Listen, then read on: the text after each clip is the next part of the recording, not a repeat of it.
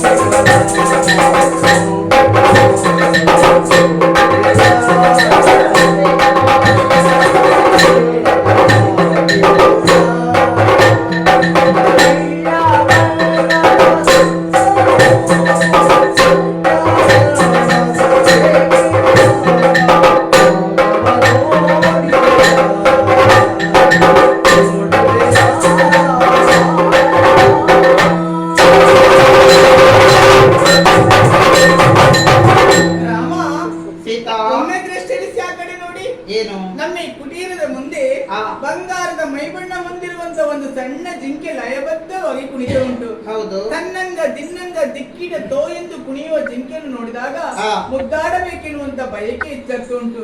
ರಾಮ, ಆ ಜಿಂಕೆ ಓಡಿ ಹೋಗುವ ಮುಂಚಿತವಾಗಿ ಅದನ್ನು ಹಿಡಿದು ತಂದ್ಕೊಡ್ತೀರಾ?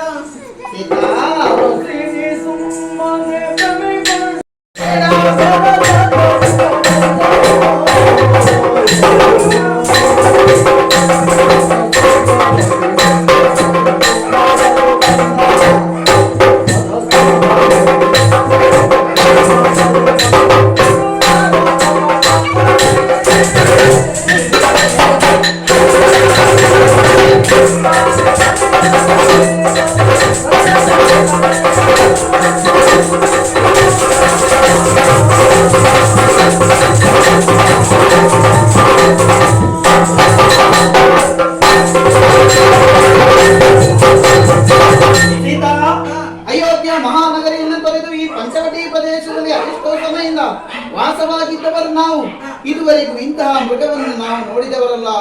ಯಾವತ್ತಿದ್ರೂ ಮನುಷ್ಯರ ವಾಸವಾದಂತಹ ಸಂದರ್ಭದಲ್ಲಿ ಕಾಡು ಮೃಗಗಳು ದೂರ ಹೋಗಬೇಕು.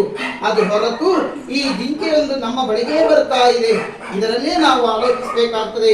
ಈ ಕಾನೂನಲ್ಲಿ ಅದೆಷ್ಟೋ ರಾಕ್ಷಸರು ವಾಸವಾಗಿದ್ದಾರಂತೆ. ಆ ರಾಕ್ಷಸರ ಮಾಯ ಆಗಿರಬಹುದು.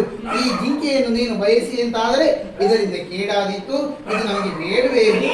ಯಾರಿಂದ ಯಾವ ತೊಂದರೆ ಬರ್ತದೆ? ಏನೇ ಕಷ್ಟವನ್ನು ನಾನು ಅನುಭವಿಸ್ತೇನೆ. ಜಿಂಕೆ ಬೇಕು ಸೀತಾ, ಈ ಜಿಂಕೆ ನಿನಗೆ ಬೇಕೇ ಬೇಕಂತಾದರೆ ಈ ಕ್ಷಣದಲ್ಲಿ ಹೋಗ್ತೇನೆ. ನಾನು ಒಂದು ವೇಳೆ ಅದು ನನಗೆ ದೊರಕದಂತಹ ಸಂದರ್ಭದಲ್ಲಿ ಪ್ರಾಣ ಪ್ರಯೋಗ ಮಾಡಿದೆ ಅಂತಾದರೆ ಅದು ಅದರ ಪ್ರಾಣವನ್ನು ಕಳ್ಕೊಳ್ತದೆ. ಪ್ರಾಣ ಕಳ್ಕೊಂಡಂತಹ ಜಿಂಕೆಯಿಂದ ನೀನು ಏನು ಮಾಡ್ತೀಯೇ? ಆ ಜಿಂಕೆಯನ್ನು ಇಲ್ಲಿಗೆ ತಂದದೇ ಹೌದು ಅಂತಾದ್ರೆ ಅದರ ಚರ್ಮವನ್ನು ಉಪಸವಾಗಿ ರಚಿಸಿಕೊಂಡು ದಿನಂಪ್ರತಿ ನೋಡಿ ಆನಂದ ಅನುಭವಿಸ್ತೇನೆ. ಆಗಲಿ, ನಿನ್ನ ಈ ಕ್ಷಣದಲ್ಲೇ ಹೋಗ್ತೇನೆ.